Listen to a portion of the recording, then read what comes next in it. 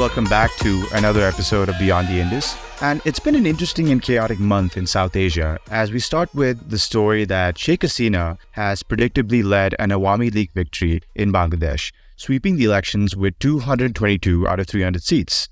This election was, as we discussed in our last podcast, marked by irregularities and the suppression of the opposition. And although Sheikh Hasina does seem to have pulled this off, she has a lot of tough challenges ahead, with growing economic problems, high inflation, and a growing foreign exchange crisis that might pose severe challenges to her rule and the continuation of her legacy in Bangladesh. Now, moving west to India, on January the 22nd, Prime Minister Narendra Modi undertook the consecration ceremony of the controversial Ram Temple in Ayodhya in the northern state of Uttar Pradesh. This marked the culmination of one of the most long-standing disputes in Indian political history. Longtime India watchers might remember that the temple was built on the site of a medieval mosque destroyed in 1992 that set off a series of riots and propelled the BJP to the prominence that it has today because building the Ram Temple was one of its long-standing electoral promises. Modi fulfilled this promise in style after 3 decades, launching a months-long countrywide publicity campaign culminating in the opening ceremony of the half-finished temple being personally led by Modi. This event is also unofficially the bugle call that marks the beginning of the election campaign in India, as parties across the Indian political spectrum scramble to prepare for the world's largest democratic election set to take place in April and May of this year. And concerning news coming in from the western edge of the subcontinent, as on the 15th of January, Iran launched missile strikes into Pakistan, killing 2 children and injuring 4 others. Coming one day after it launched similar missile strikes into Iraq and Syria, Iraq claims that it was targeting a Baloch separatist group called Jaish al-Adl. Pakistan condemned these airstrikes, calling it an unprovoked attack, and conducted retaliatory airstrikes into Iran's Sistan and Balochistan province on the 18th of January. This surprise attack has raised concerns, predictably, in the international community about further destabilization in the region, with even the Afghan Taliban releasing a statement calling the recent violence alarming and asking both its neighbors to exercise restraint. Although the crisis does seem to have abated, with both Pakistan and Iran's foreign ministers agreeing to improve ties, it does raise the specter of the conflicts emerging in the Middle East post the Israel-Gaza war spreading to South Asia, a region that already has its fair share of economic and security concerns.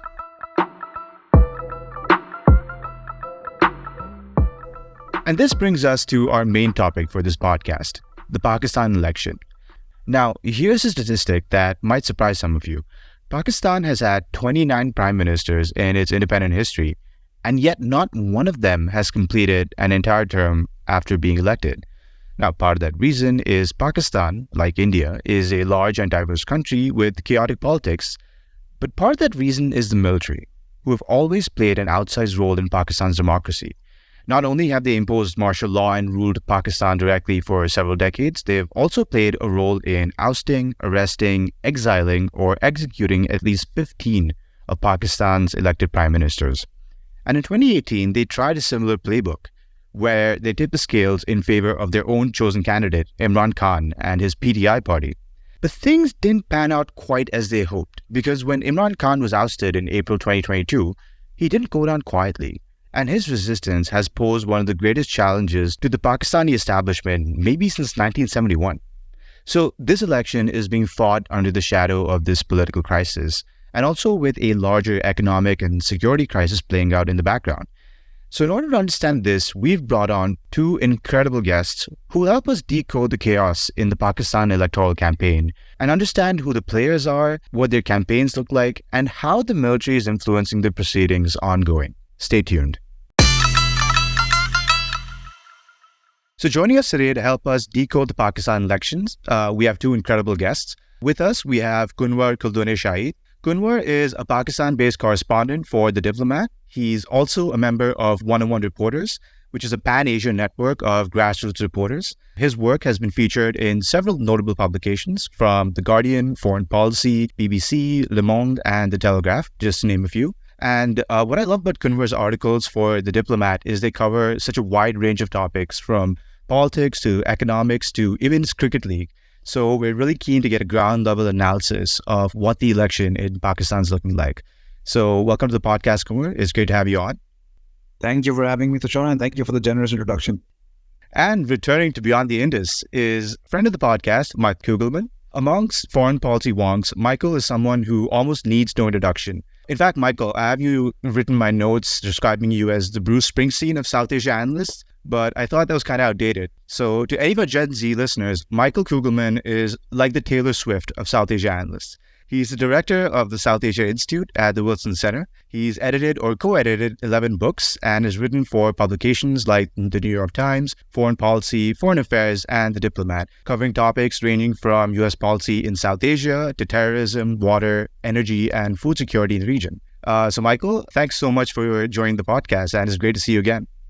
Thank you. It's great to be back, and I really appreciate the too kind introduction. Though I will say Springsteen is one of my favorites, so I'm happy to stick with that instead of Taylor Swift. Fair enough. So to get to the election, and maybe Kunwar, we can start with you, because we've done 3 podcasts on Pakistan, and every single episode, there's one topic or person that we can't seem to get away from, and that's Imran Khan. And since 2018, the politics of Pakistan seem to be dominated by this man, and this election doesn't seem to be an exception. So after his ouster in an allegedly military-backed no-confidence vote in 2022, Imran Khan responded by taking to the streets protesting this decision, which eventually culminated in his arrest and detainment in August of 2023, I believe.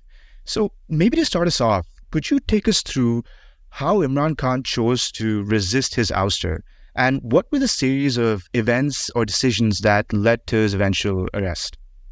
I'm afraid I think we'll be talking about Imran Khan quite a bit today as well. That's inevitable. But I'd probably take you a few months before April 2022. I think we need to go back to October 2021. That's where the rupture between the military establishment and Imran Khan started over the appointment of the ISI chief. Without getting into too much detail, what happened was that the army, through the ISPR, which is the official official PR agency of the military. Some would argue that's true for all media houses in Pakistan, but the officially is the ISPR. So they announced the next ISI chief, and even after 20 days had passed, PM office did not confirm that. Now the constitutional prerogative, obviously is with the prime minister, but that did not come from him, and that was the point where it was open to the public that there is a rift between the military establishment and the Imran Khan government at the time. What happened between October 2021 and April 2022 is just putting in the pieces together for the eventual ouster of Imran Khan. Now your question, how did Imran Khan, what did he do to resist the ouster? I would like to argue that the team around him knew that their days were numbered, and instead of resisting that, he was already planning ahead. Now where do we get the clues for this? The policies between October 2021 and April 2022. For example, there was severe fuel subsidy granted, which created a balloon that was going to burst for whichever government was going to replace Imran Khan. And even his words, he was saying things like, well, I'm going to be more dangerous for you when I'm not in power. That was something he was saying to the opposition at the time. So he was ready for that because he knew that he had fallen out of favor with the military establishment. Again, going slightly back before April 2022, on February 24, 2022, Imran Khan was in Moscow. And he wasn't just there, he's on record, he's saying things like, oh, what a time to be here. I'm paraphrasing, it's so much excitement. And then in March, Qamar Javed Bajwa, the army chief at the time, condemned the Russian invasion. While Imran Khan was saying things like, because the Western powers were requesting Pakistan to condemn it. And that's where he created this conspiracy theory that it was actually the US that is behind his. So his popularity in April 22 was at an all-time low, and this ouster actually gave him a new lease of life, particularly. And between April 2022 till his arrest in August 2023, that popularity has skyrocketed to a point where it's now the military establishment that is as notorious as it has been, at least over the past 50 decades or so. That is a testament to the popularity of Imran Khan. And not just that. In October 2022, the by-elections from Mardan, which is northern Pakistan, to Karachi, they were completely, the PTI almost swept those by-elections. Now, coming to his arrest, or in fact, before the arrest, we have to look at the assassination attempt on Imran Khan as well in November 2022. And before that assassination attempt, Imran Khan was repeatedly targeting the military establishment. He was saying things like, if something was to happen to me, I've recorded a video which is going to be released. which will name everyone who's involved, conspiracy against me and so on and so forth. So in Wazirabad at a rally, Imran Khan was targeted. He survived, thankfully, but he was injured. And for the next few months, he was visibly on a wheelchair. His first arrest, Imran Khan, was in May 2023. And that was on May 9th. And once that happened, riots across Pakistan began. And that's where the GHQ building was targeted as well. That's where the whole idea that PTI, the whole narrative, state-backed narrative or the establishment narrative that PTI is a violent party and needs to be targeted, that's where they got their justification for it. PTI leaders were targeted. Over 2,000 PTI workers were arrested. Senior leaders such as Shirin Malzari, Asad Umar, Fawad Chaudhry have either left the party, left politics altogether, or joined another party. So this whole campaign began, and then finally, August 2023, Imran Khan was permanently arrested in the Tosha Khana case. Tosha Khana is the treasury where the state gifts are kept. So currently, the Imran Khan's current indictments include the Tosha Khana case, the Al-Qadr Trust case, which involves the property tycoon Malik Riaz and his cleaning of the dirty money in the case with the UK government, and the fact that the Pakistani government at the time, Imran Khan's government helped and benefited from Malik Riaz's dealings with the UK government. This GSU attack case from May 9th, Cypher case. The Cypher case is basically that Imran Khan flaunted a confidential diplomatic leak between US and Pakistan. And that is one of the cases as well. And a contempt against the Election Commission. So all these cases are against them, either arrested in those cases or indicted in those cases. Kunwar, I think that was a really interesting summary, because sort of what comes to mind is that corruption cases against Pakistan prime ministers or Pakistan politicians aren't exactly new. And, while Imran Khan, he might not be the first Pakistan leader to be ousted by the establishment, he's certainly one of the few who has openly challenged the establishment so successfully, in my opinion, until his arrest. So, Michael, maybe you could make us understand, why has Imran Khan been able to resist the establishment to this extent? And why did the establishment take so long to finally put him behind bars or detain him? And what change in circumstance, considering these cases were already out there, what changed that allowed them to finally do so in the August of 2023? Well, thanks. First, just a quick follow-up to what Kunwar said. I agree with everything he said, but you asked that critical question of how Imran Khan was able to resist. Why did he resist? He did have an opportunity for an off-ramp, which he did not take. This was when General Bajwa, the army chief, previously stepped down and was replaced by General Munir. Imran Khan could have used that opportunity to step back, conclude that, he had this beef with General Bajwa. He could have just, agreed to move on from that, focus on elections, but he did not. Of course, he has issues with General Munir as well, which we could get into. But I think that's a key point. So to your question, look, I think that there have been cases of political leaders in Pakistan who have lashed out against the military. I mean, Nawaz Sharif, he was pretty critical of the army, but indeed the intensity and the type of rhetoric that Imran Khan has leveled against the military publicly, and including specifically calling out senior officers by name, indeed this is unusual. So how is he able to get away with this, so to speak, is the question. I think several factors here. One is that I imagine that the establishment appreciates that he is a very different breed of political figure than a Nawaz Sharif or a Shahbaz Sharif, for that matter, who wouldn't actually push back against the military. He is someone who is able to bank on significant levels of public support and charisma, which I think puts him more in the category of a Benazir Bhutto type, more so than a Nawaz Sharif. And I think that the establishment recognizes that, and recognizes that it needs to be careful about how much it might want to crack down against someone like Khan, for fear of how his very large support base could respond. There's also the fact that within the army, you have significant levels of support for Khan that have stayed in place even after he fell out with the army leadership. And I think that one has to look not at the top levels of the army leadership to find support for Khan, but the lower and especially importantly the middle ranks. And so it's a very delicate issue for the establishment, which has been on the back foot for much of the last few years, and has to be very careful about how it goes about dealing with this guy, so to speak. And I think the last thing it would want to do is risk divisions within, which are already there because of Khan.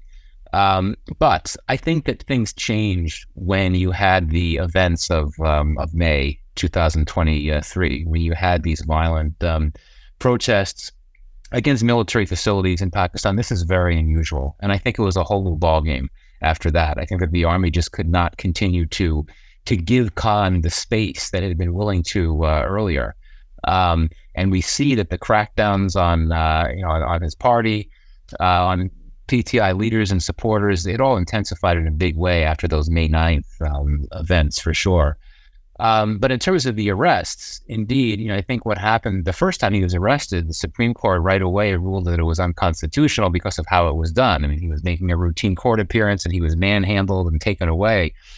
The next time, the army was just, or should I say the state, was much more careful about how it went about this, not wanting to risk more challenges from the Supreme Court that would be able to be successful. So I think it was, the state was much more careful about it, how it went about it in August. And we saw that when he was arrested in August and was then jailed, you didn't have the type of response from his supporters that you did in May. A main reason for that is that so many of them had been arrested, the crackdown was underway, and I think that many within his support base didn't feel comfortable taking to the streets. This is one of the criticisms against PTI that, and I'm not saying I'm endorsing this, but I'm articulating this criticism, this idea that the rank and file of the PTI, they're not willing to take to the streets and risk arrest and risk threats to their lives, as you might have had with some of the dynastic parties, the ones that have been around for a longer time. So I think that's an interesting point. But I think that, to make a long story short, what happened here is that initially the army was willing to give Khan space, recognizing the degrees of public support he had and also acknowledging his support within the establishment. But that changed, and it couldn't abide by that after the events of May 9th, 2023. It was a whole new ballgame after that. It's interesting you bring up Nawaz Sharif and his difficulties with the army, Michael, because another sort of headline-grabbing piece of news that I saw was the return of Nawaz Sharif, the former prime minister who has been ousted by the establishment no less than 3 times before. I believe the last time this happened in 2017-18, the Supreme Court of Pakistan essentially disqualified him for life from holding any public office, ostensibly on the moral characteristics or the moral personality characteristics of Nawaz Sharif not being suitable for office. Assuming that the establishment does have a major say in this, which I think is a safe assumption, why has the establishment chosen to allow him to return back to Pakistan and presumably take an active part in these elections? What is their calculation of the impact of his return, given that he has been difficult for them in the past? Yeah, it's a great question. And, right to the final point you made, I would argue that historically the establishment has often bet on the wrong horses. It's looked to Nawaz Sharif, it's looked to Imran Khan as favored sons, and things didn't work out very well. I think that's an important point to note. So in terms of Nawaz, I think he's such a great case study of how civil military relations work in Pakistan and how politics on the whole works. I mean, this is someone that, initially as he was becoming a prominent political figure, he developed very strong ties with the army to the point that he became known as a protege to Zia al-Haq. And then he would serve several terms in power, but, he was always running into problems with the army. And most famously, General Musharraf, the army chief, removed him in a coup during one of his terms. But he always comes back. He patches up ties with the army enough to come back. And that's what's happened now. But in terms of why the army is looking to him, well, you're right. I mean, I don't think they see him as the ideal prime minister. I think that they would be much more comfortable with Shahbaz Sharif. But he might well be tainted from his role as prime minister in what was a very unpopular government over the last year plus. I think it really comes down to how politics in Pakistan are very zero-sum, and the army is looking to elevate someone that is opposed to Khan, and obviously Nawaz Sharif is a core rival of Imran, and so I think it views him as someone that could be helpful in that regard, someone that would be willing to come to be in a position of power, if for nothing else, to prevent Khan from having a chance to come back. And I don't think either the army or Sharif think that there would not be more tensions if he became prime minister again. In fact, I think it would only be a matter of time, quite frankly, particularly some of the things that some of the views I understand that he has now about what he would do if he were to become prime minister, such as trying to reach out to India and try to open up some border trade. I'm not sure if the army is ready for that. So it's clearly an immediate and opportunistic decision for short-term calculations, which, at the end of the day is not going to serve the cause of political stability very well in Pakistan if past this precedent, which it certainly is. And we can assume that if he comes back, even if he's the guy for the army now, things could go downhill very quickly after he's back in power. Right. And I think you sort of draw the attention to the central point here, which is he perhaps might be one of the few people who can challenge Imran Khan's power. And Kunwar, that's an interesting thing I want to ask you, because you're based on the ground in Lahore. And I remember when Nawaz Sharif flew back into Pakistan, actually watching that Jalsa or event of his live streamed. A few months earlier, we'd interviewed Avinash Paliwal of the SOAS, who suggested that Imran Khan's popularity in Punjab is what makes him also very dangerous for the establishment. This is not an extremist movement in one of the other provinces in KP or Sindh. This is the heartland. Punjab is also the largest province. It's also where the PMLN drew the lion's share of its seats in the past. So do you think, from your opinion, from what you're seeing, does Nawaz Sharif's return shift the electoral prospects for the PMLN in any real sense? Do you think they can challenge the PTI's popularity in Punjab? I think this question of yours actually answers your previous question as well. Why Nawaz Sharif? And for that, we need to understand the importance of Punjab itself. Not only is it the most populous province, it's actually the share of Punjab in the National Assembly is more than half of the total seats. All the other three provinces combined have less seats than Punjab, which has 141 out of 256 seats.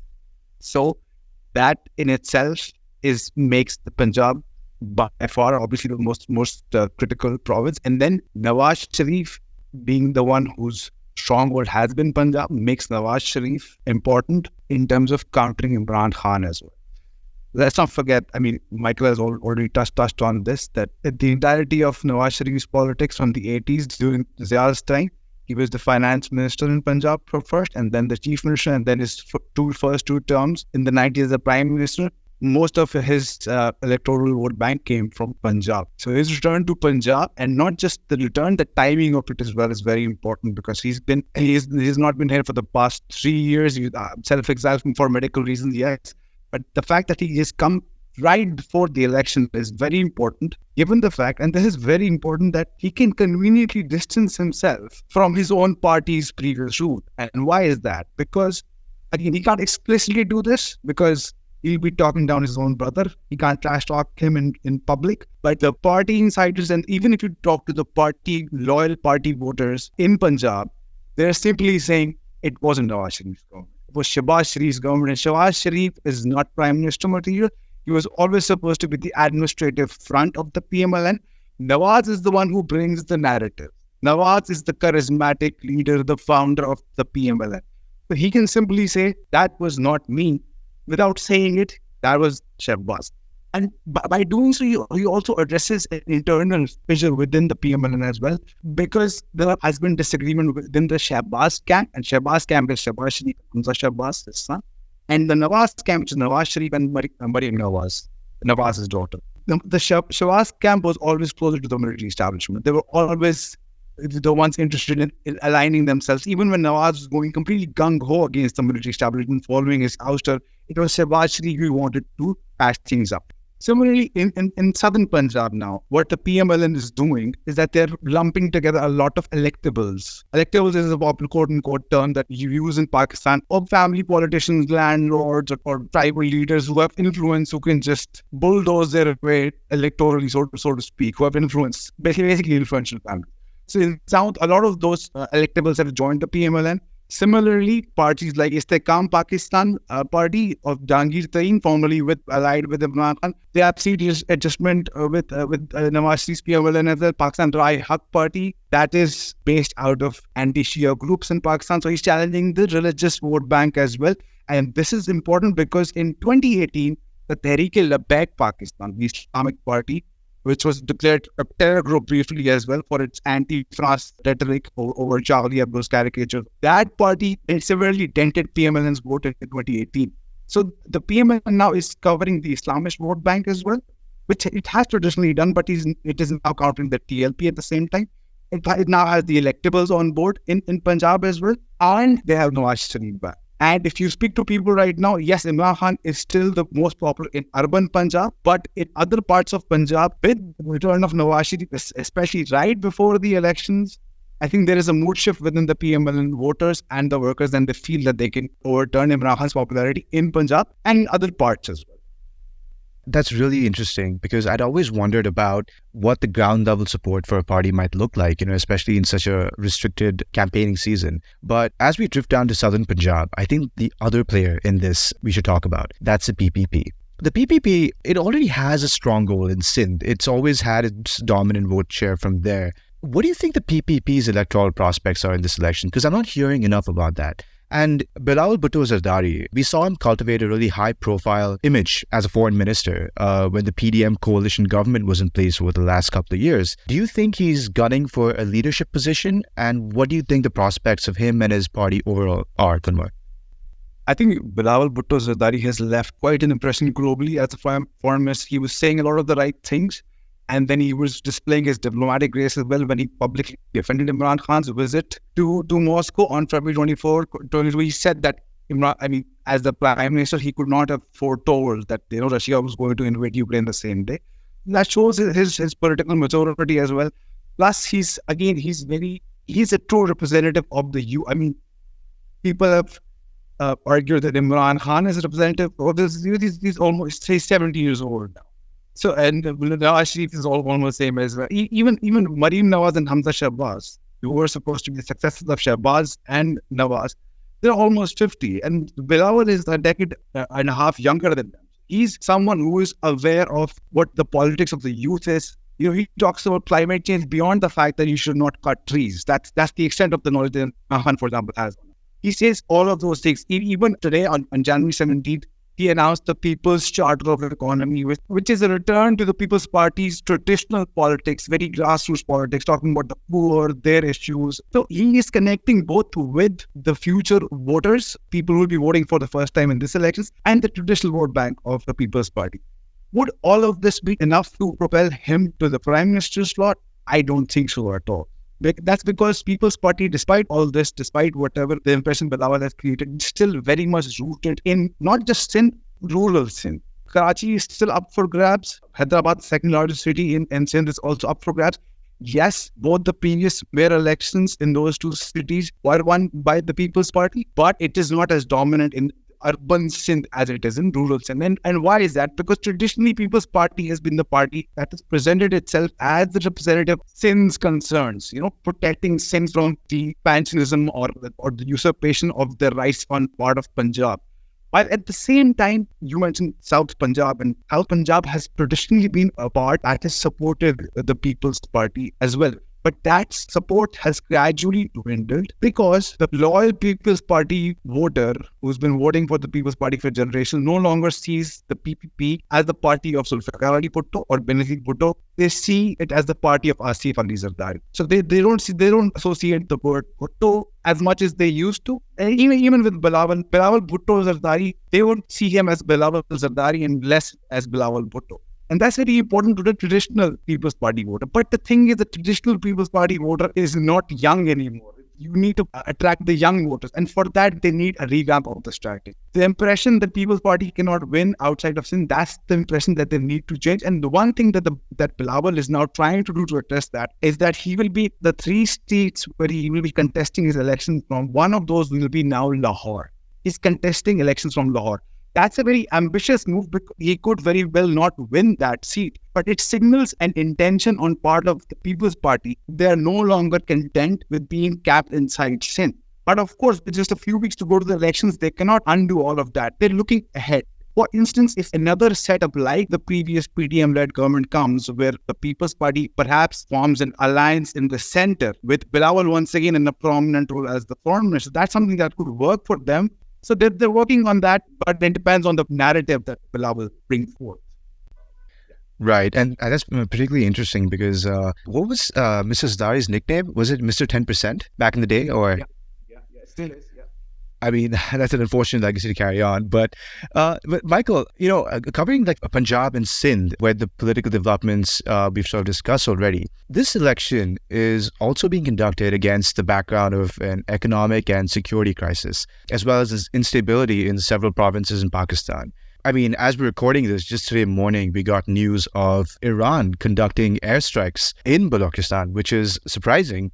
You've seen the border crisis already in Khyber Pakhtunkhwa with the disturbances with the Taliban government in Afghanistan. We've seen recently the Balok Long March. How are these security issues impacting the election? Is this instability affecting the main electoral currents in any way? Or are they just sort of a sideshow that the military establishment is kind of going to keep under wraps and it's not going to affect what's going to happen in February when the election hopefully takes place? Well, if you look at the prior two elections in 2018 and especially 2013, there were a number of terrorist attacks on election rallies, electoral candidates, and especially in 2013, which, as you'll recall, was right at the tail end of a particularly horrific wave of terrorist violence, mainly perpetrated by the Pakistani Taliban, the TTP. But in neither of those cases were elections postponed or canceled. And indeed, we are seeing some terrorist violence targeting electoral candidates, mainly in KPK. There have been several near misses as well. But this is not the level of terrorist violence, or the level of violence more broadly, is not what we were seeing in 2018 or 2013. But then again, the state of play, the political state of play, is very different now. And as we've been discussing, the army leadership would much prefer that PTI does not come back to power. And it must know that despite all these measures that have been implemented in recent months to make it more difficult for PTI to return to power, PTI maintains significant levels of support, and they are able to still mobilize. There was a pretty large rally in Karachi over the weekend. I wouldn't say hundreds of thousands of people, nothing like that, but it was fairly large. And though this doesn't make media coverage in Pakistan, because many journalists are under pressure not to report on PTI, there have been some pretty sizable rallies in KPK as well, where I would argue PTI also enjoys a lot of strength. Not as much as in Punjab, but it's strong. And of course, PTI ran the government in KPK in recent years. So given all of that, I think that the army might be a bit concerned about the risk that somehow PTI could still mount an electoral challenge. And if so, that could be an incentive for the establishment to try to come up with a pretext to delay the elections. And security concerns would be a logical pretext in that case. Now, my understanding is that the army leadership at this moment in time wants to see the elections happen when they're scheduled to happen on February 8th. But, I don't think that we could rule out the possibility of the army pushing the election commission and other authorities to postpone elections in certain spaces, particularly, violence-prone terrorist violence constituencies, likely in KPK. I don't think that can be ruled out. But I don't think that terrorism risks are something that would prompt the elections to be postponed on the whole, but one never knows for the reasons that I mentioned before. But indeed, it is just a very volatile moment for Pakistan across the board. We've talked about the political tensions. You mentioned the economic stress, which is absolutely a huge deal. We're talking about significant levels of inflation and so on. Not Sri Lanka levels, but still, it's pretty serious. And I think that all plays into this broader sense of volatility and uncertainty, particularly with the election supposed to happen, but until they actually happen, I think that many observers and also, key donors and foreign investors will be a bit anxious and not completely comfortable engaging with Pakistan until those elections have actually happened when they're supposed to. So we've been sort of mentioning the establishment as if it's something that all our listeners would know what we're talking about. And Michael, this idea of the establishment in Pakistan, which I hope you can maybe elucidate a little more on, they've always played a really important part in any electoral process. What role is the establishment playing in influencing the outcome of this election? And in particular, could you talk about the sort of actions they've taken against the PTI to limit their electoral prospects? You've already hinted at some of the leaders being detained. Obviously, Imran Khan been in jail for the past few months. We have heard commentaries and opinions coming out of Pakistan that said that post the Imran Khan experiment, there seems to be a consensus within the senior military ranks that they want to take a less involved participation in politics. That doesn't seem to have transpired. What is your view of what the military is doing right now? And do you think that their involvement in Pakistan politics is going to go down once the so-called Imran Khan threat goes away? Yeah, so indeed, the establishment, it's a word that everyone uses and oftentimes isn't defined. As I understand it, Kunwar should tell me if you think this is not the right interpretation. You're basically talking about the military, particularly the army, and the intelligence, the main intelligence agency, the ISI, and associated intelligence agencies. That's what the reference is to. It's not as much to other security forces. It's not necessarily to the police, but to those that actually have significant levels of political power and arrogate to themselves a lot of political power. So the army, the military in the whole, mainly the army and the ISI. So yeah, it's interesting that when General Bajwa was making his farewell speech before he stepped down, he basically acknowledged, it was quite remarkable, he acknowledged that for too long the army has been involved in politics. It's time to move on. Not the first time that we've heard an army leader say something like that, but it happened at a moment of particularly high tensions between the military and the opposition. But his advice has not been heeded, which should not be a surprise to anyone who follows Pakistan, even casually. I'd argue that the army is very involved, not explicitly, with some exceptions, which I'll get into, but is very involved in the political process right now. The exceptions, which I'll highlight, is actually in the realm of economics. Now, typically, even though whenever Pakistan's military has not been wielding direct military rule, it's always exerting its influence behind the scenes. It's always driving foreign policy, defense policy, anything related to defense, foreign policy, especially with key countries. But it would generally be more quiet when it came to economic policy. But that's not the case now. And the army chief, the current army chief, is playing a very public role in trying to pitch a new entity. It's called the Special Investment Facilitation Council, relatively new. It's meant to bring in more investment, particularly from the Gulf states and then more broadly. When General Munir, the army chief, was in the U.S. Several weeks ago, he was, again, he's the army chief. He was making a pitch for the U.S. to invest in this council. Why should the army chief of a country be doing that? But that's what he was doing. And I think it reflects just how things have changed. But in terms of broader political things, I would argue that given how angry the army chief and other army leaders are at Khan, I think that they feel they have to be involved. Quite frankly, they have to do things that could make it difficult for him to come back. That's very clear. Now, some of the tactics that are being used against him and PTI on the whole are tactics that the army has often used against those that are not in its good graces. Things like pressuring media outlets not to carry coverage of political rallies of the party they want to target. Pressing the judiciary to do certain things to make things difficult for those they don't like and help those that they do like. These are things that have happened many times before, including in 2018 when the army was looking at Imran Khan as the favorite son, and Nawaz Sharif was not the favorite son. So these tactics have returned. But what I think is a bit different now compared to 2018 is the intensity with which the crackdown is being carried out. Not only have we had cases of PTI leaders and supporters being arrested, but cases of family members, including wives and daughters and sisters, being caught up in this dragnet, and at times, according to some credible rumors, facing abuse and harassment in detention. So I think that the level of intensity now stands out. I'm not saying this is unprecedented. I think many PTI supporters say things have never been this bad. Well, I think things were pretty bad if you go back to several different cases, Zia's time among others. But things are bad right now in the current moment. And I think that's, again, a reflection of just how strong a vendetta the army leadership has against Khan, particularly Munir. And here, very briefly, I will note that when Munir was previously ISI chief, when Khan was prime minister, and Munir was fired soon after he became ISI chief. It's very unusual. And as I understand it, the reason for that was that he had evidence to indicate that Khan's family, including his wife, may have been involved in corrupt activities. So that's where, and then of course, everything else plays out. Khan, the assassination attempt against Khan, which Khan directly blamed the establishment for, and the military's response to that, and then of course the attacks on the army facilities.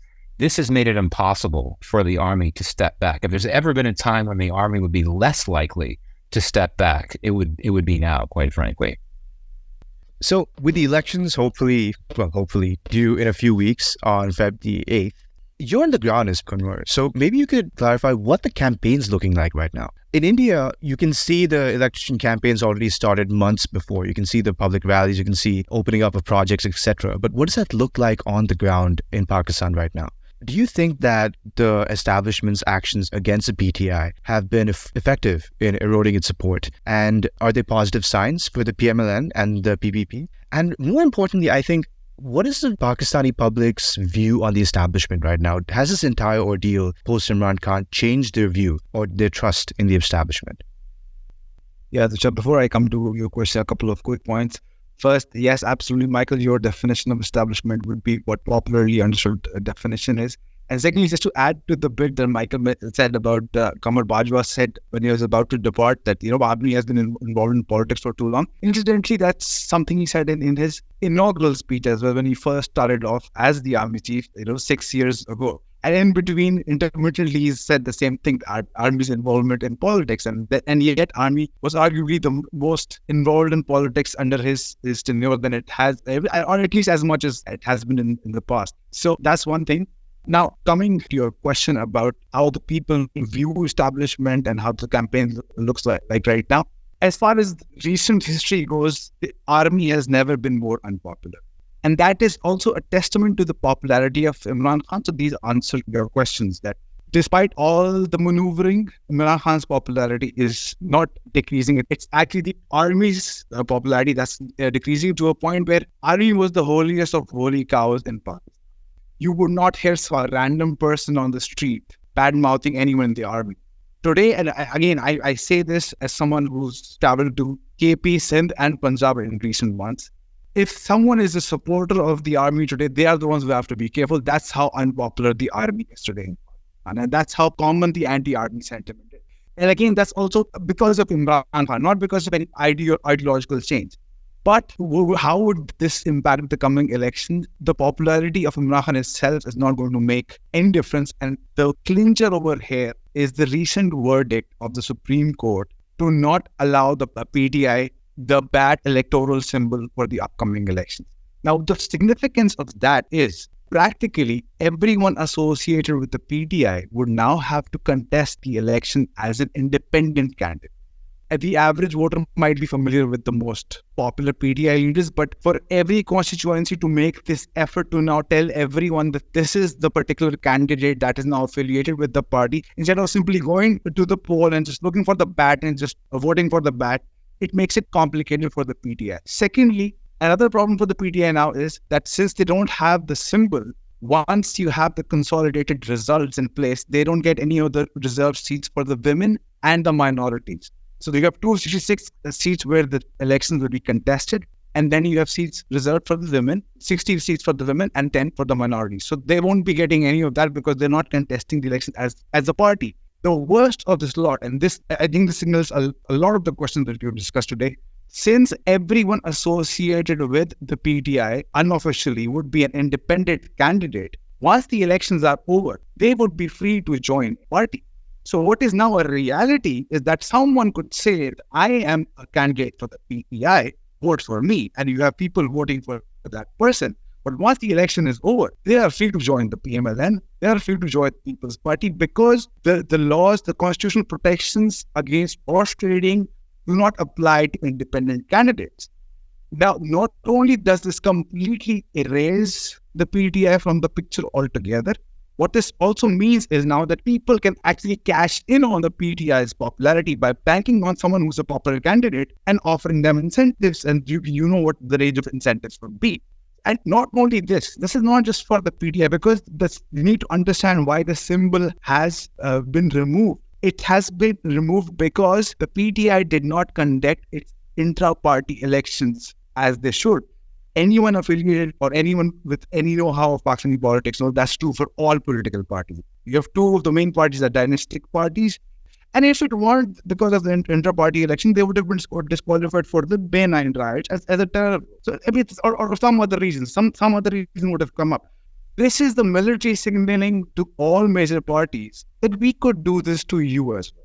So no matter who you are, no matter if you are Zardari, no matter if you're Nawaz Sharif, if you cross certain lines, come the election after this one, this is something we can use to disqualify any of you. But the ground reality today is that all the maneuvering is in place to bring Nawaz Sharif and the PMLN to power. And the biggest indicator in Pakistan as to where the power center electorally is headed is what ironically happens in its least democratic province, which is Balochistan. Because Balochistan practically is governed by the center, not officially, but inevitably, whichever provincial government in Balochistan is, it is always, almost always aligned with the center. So what is happening in Balochistan is that 29 electables, again the same word electables, in December, half from the BAP, Baloch Awami Party, almost half of them have joined the PMLN. Some of them have joined the People's Party as well. So it's quite obvious that whether it's Balochistan, whether it's Punjab, whether it's Sindh, the parties in favor are PMLN and People's Party. The ground support for those parties is in favor of the PMLN. So the likelihood is that it will be the PMLN which will form the government, with perhaps People's Party settling for Sindh or maybe a coalition in the center. We'll see, but that's the reality. So, Michael, the last question to you. I tried to make this podcast not about Imran Khan, but I seem to have failed that promise. In the unlikely event that the PTI comes back to power, what might that scenario look like considering so many of its leaders, including its most popular leader right now, are in jail? How might the establishment react to that outcome? And even if the PTI doesn't come to power, let's say it's one of the other parties or a coalition, Pakistan has a lot of formidable economic and geostrategic challenges that it has to tackle in the next few years. How would any successive government be able to respond to these challenges with this political chaos and the denial of perhaps Pakistan's most popular leader? How would they be able to carry forward that agenda? What do you predict?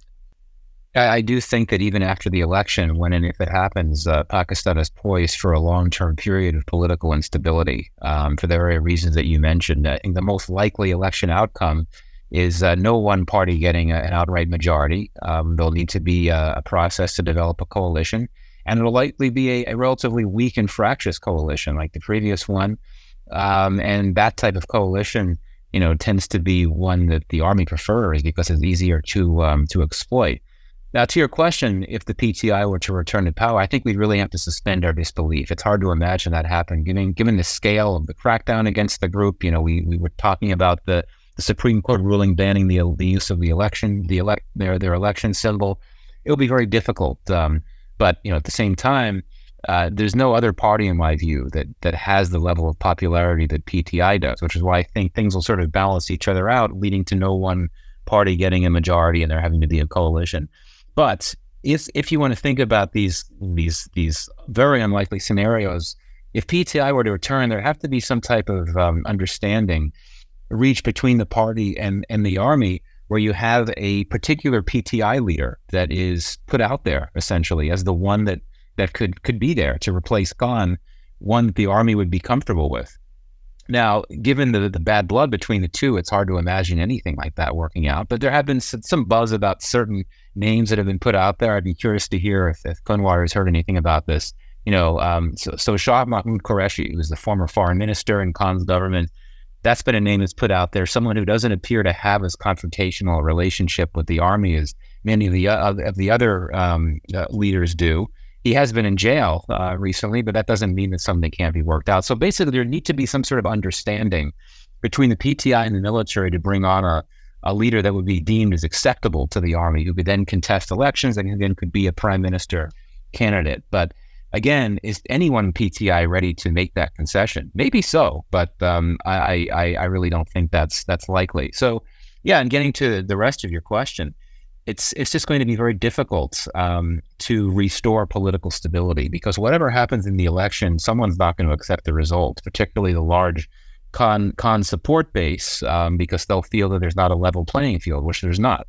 The army will continue to face pressure, and you just have a lot of my understanding is just a lot of disillusionment, particularly from younger voters, younger Pakistanis, especially Khan supporters, who really feel they have nowhere to throw their support. There's no other political party they prefer. Many of them, some of them are willing to accept the military and still support it, but not the guy at the top because of their perception that he has this vendetta against Khan. So I think that what happens with that very large PTI support base, if it doesn't feel comfortable mobilizing, protesting peacefully, that has no one to throw its support to, that I think is sort of this social stability risk that one has to keep in mind. At any rate, it's going to make it all the more difficult for the next government, whatever it looks like, to carry out its activities. And also, as we had said before, whatever government takes power, whatever prime minister you have, I imagine it's just a matter of time before its relations with the army go south, following past precedent. So, Kunwar, what do you think? Michael made a good point there about the PTI support base. Where does that go if Imran Khan or the PTI doesn't come back into power?